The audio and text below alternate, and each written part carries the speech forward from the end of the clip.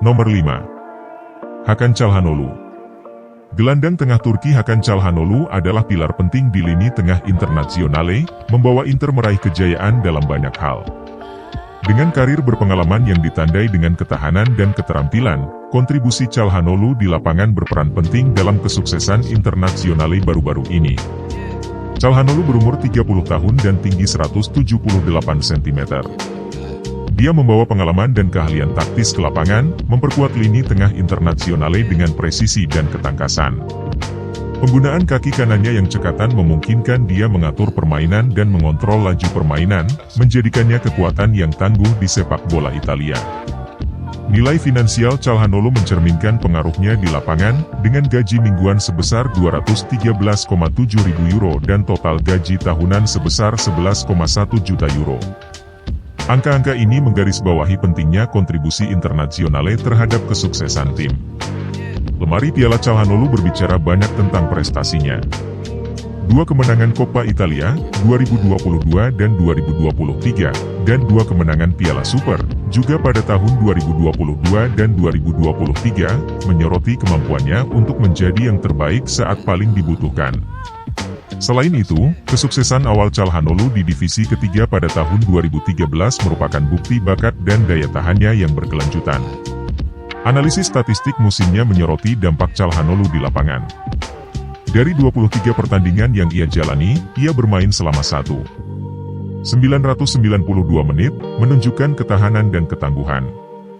Kemampuan ofensifnya terlihat dari rekor mencetak golnya yang mengesankan. Ia mencetak 9 gol dengan rata-rata 0,41 gol per 90 menit. Selain itu, 3 asisnya menunjukkan kemampuannya menciptakan peluang mencetak gol bagi rekan satu timnya, dengan rata-rata 0,14 assist per 90 menit. Dampak Çalhanoğlu lebih dari sekadar mencetak gol dan assist, seperti yang ditunjukkan oleh statistik driblingnya yang mengesankan. Dengan 91 dribble progresif dan 1,001 dribble sukses, ia konsisten menembus pertahanan lawan dengan mudah, dengan rata-rata 45,22 dribble sukses per 90 menit. Singkatnya, pengaruh Hakan Çalhanoğlu di lini tengah Internazionale tidak bisa dianggap remeh. Kepemimpinan, keterampilan, dan keahlian taktisnya menjadikannya aset utama dalam mengejar kejayaan tim di kompetisi nasional dan internasional. Terus bersinar di lapangan, Çalhanoğlu telah memantapkan dirinya sebagai salah satu gelandang terbaik Turki dan akan meninggalkan jejak abadi di dunia sepak bola selama bertahun-tahun yang akan datang. Nomor 4. İlkay Gündoğan. Gelandang bertahan berpengalaman Jerman İlkay Gündoğan telah muncul sebagai sosok kunci di lini tengah Barcelona, menambah kedalaman dan bakat taktis pada klub bergengsi Spanyol tersebut. Dengan karir yang ditandai dengan konsistensi dan performa, pengaruh Gündoğan di lapangan sangat penting dalam membentuk musim-musim terakhir Barcelona. Gündoğan berumur 33 tahun dan tinggi 180 cm. Dia membawa pengalaman dan keberanian ke lini tengah Barcelona dan mengontrol permainan dengan kepekaan dan presisi. Keterampilan kaki kanannya memungkinkan dia mengatur permainan dan mendikte ritme permainan, menjadikannya kekuatan yang tangguh di sepak bola Eropa. Nilai finansial Gündoğan mencerminkan pengaruhnya di lapangan, dengan gaji mingguan sebesar 366 euro 000 dan total gaji tahunan sebesar 18,8 juta euro. Angka-angka ini menunjukkan bahwa Barcelona menghargai kontribusinya terhadap kesuksesan tim dan ambisinya untuk memenangkan trofi. Lemari Piala Gündoğan berisi 2 kemenangan Piala FA 2019 dan 2023, 5 kemenangan Liga Inggris 2018, 2019, 2021, 2022, 2023, dan 4 kemenangan Piala Liga 2018, 2019, menjadi bukti kesuksesannya 2020 dan 2021. Kesuksesan ini menyoroti kemampuan Gündoğan untuk berkontribusi pada momen-momen penting dalam karirnya. Menganalisis statistik musim ini memberikan wawasan lebih jauh mengenai dampak Gündoğan di lapangan. Ia mencatatkan waktu 516 menit dalam 28 pertandingan yang dimainkannya, membuktikan ketahanan dan ketangguhannya. Kontribusi ofensifnya tercermin dari rata-rata 0,18 gol dan 6 assist per 90 menit, dan 5 gol rata-rata 0,21 assist per 90 menit. Kemampuan Gundogan dalam membawa bola ke depan ditunjukkan dengan 117 dribble progresifnya dan 1117 dribble sukses, yang menonjolkan kemampuannya untuk dengan mudah melampaui pertahanan lawan. Secara keseluruhan, kehadiran Ilkay Gundogan di lini tengah Barcelona sangat berharga. Kepemimpinan, keterampilan, dan kecerdasan taktisnya menjadikannya salah satu pilar upaya tim untuk mencapai kesuksesan di tingkat nasional dan internasional. Dengan terus menunjukkan kepiawaiannya di atas lapangan, warisan Gundogan sebagai salah satu gelandang terbaik Jerman tetap utuh dan meninggalkan jejak yang tak terhapuskan di dunia sepak bola selama bertahun-tahun ke depan. Nomor 3. Martin Odegaard. Kemenangan besar Arsenal di kandang melawan Burnley menjadi sorotan terbesar pekan ke-25 Liga Inggris 2023-2024. Martin Odegaard memimpin The Gunners menuju kejayaan dengan gol menakjubkan. Pertandingan Minggu, 18 Februari 2024, di Stadion Turf Moor menjadi momen gemilang bagi gelandang muda tersebut, dan manajer Arsenal Mikel Arteta terus memuji penampilan luar biasa itu. Saya pikir dia berada pada tahap yang sangat bagus dalam hal kepercayaan diri. Secara fisik, cara dia menggunakan pertahanan dan serangan. Koneksi dan pergerakan yang dia berikan kepada kami di sisi kanan sangat bagus. Dia dalam kondisi terbaiknya, kata Arteta sambil memuji Odegaard. Arteta tak sekadar bicara soal detail teknis permainan, ia juga memberi ruang bagi para pemainnya untuk berekspresi. Odegaard yang merayakan golnya dengan telinga tertutup diberi kebebasan mengungkapkan kegembiraannya. Saya tidak mengira dia akan melakukan langkah seperti itu, tapi dia sangat senang berada di ruang ganti, jelas Arteta tentang suasana positif di dalam tim. Kesuksesan Odegaard lebih dari sekadar satu pertandingan. Konsistensinya adalah ciri khasnya. Setelah mengalahkan West Ham United 6-0, Arsenal kembali merayakannya dengan kemenangan 5-0 di kandang mereka di Burnley. Penampilannya di Arsenal menjadikannya salah satu pemain kunci tim. Namun, kesuksesan pribadi tidak pernah menjadi fokus utama Odegaard. Ia telah mencetak 15 gol dan memberikan 8 assist dalam 35 pertandingan Premier League musim ini, namun tetap fokus berkontribusi pada tim. Semua orang ingin mencetak gol, tapi seperti yang sudah saya katakan berkali-kali, yang terpenting adalah membantu tim. Jika Anda mencetak gol, itu bagus, tapi jika Anda juga memberi assist atau menciptakan peluang, yang terpenting adalah membantu tim. Itu bagus untuk tim, ujarnya.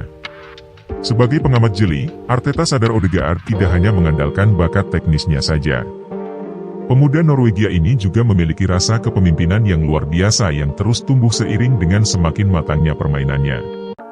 Petualangan Odegaard di kancah sepak bola, dimulai dari Real Madrid hingga akhirnya menemukan rumahnya di Arsenal, mencerminkan kegigihan dan tekadnya untuk menjadi yang terbaik. Di Arsenal, Odegaard lebih dari sekedar pemain, dia adalah bagian dari proyek kesuksesan jangka panjang klub. Martin Odegaard adalah inspirasi bagi banyak pemain muda di seluruh dunia dengan antusiasme dan kualitasnya. Ketenangan dan kepercayaan dirinya di lapangan menjadi contoh bagi generasi mendatang. Baginya, sepak bola bukan sekedar permainan, tapi juga panggung di mana ia bisa mengekspresikan diri dan mewujudkan mimpinya. Dan bagi Arsenal, Odegaard akan menjadi aset berharga karena mereka mengincar gelar juara. Nomor 2. Jude Bellingham. Tahun 2023-2024 akan menjadi saksi kejayaan Jude Bellingham di pentas sepak bola.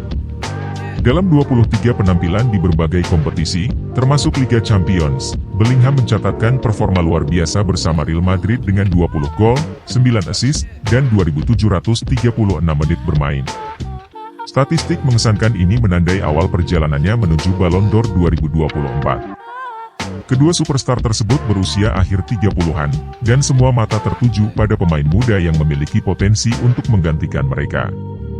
Jude Bellingham, yang pindah ke Madrid dari Borussia Dortmund pada musim panas 2023, adalah salah satu kandidat terdepan dalam perebutan Ballon d'Or.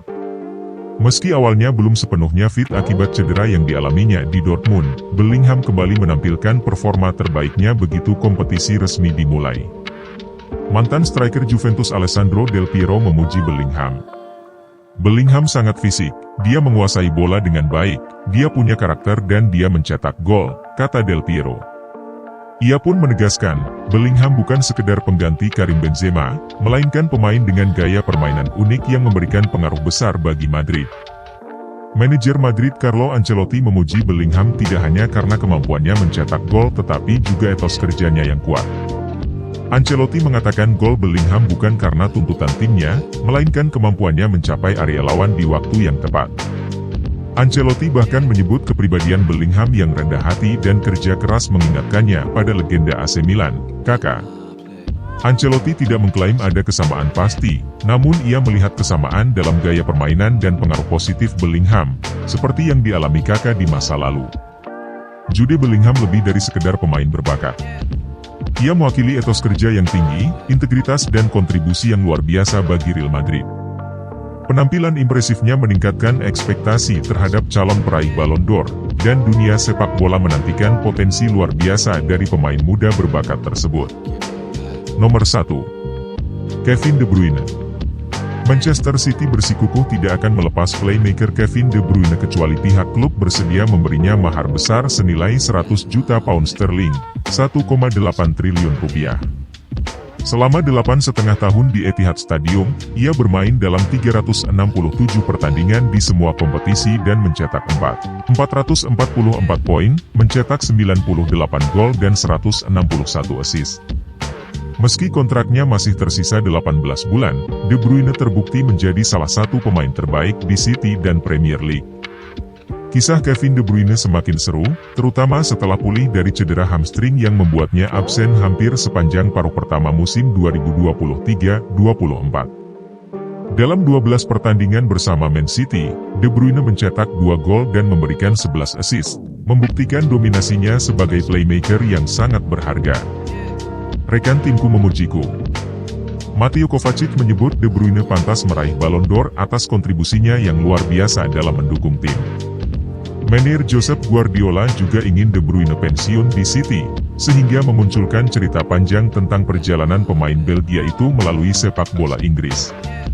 Masa depan De Bruyne mungkin berada di persimpangan jalan, dengan klub-klub Arab Saudi menunjukkan minat yang kuat terhadap sang pemain menjelang berakhirnya kontraknya.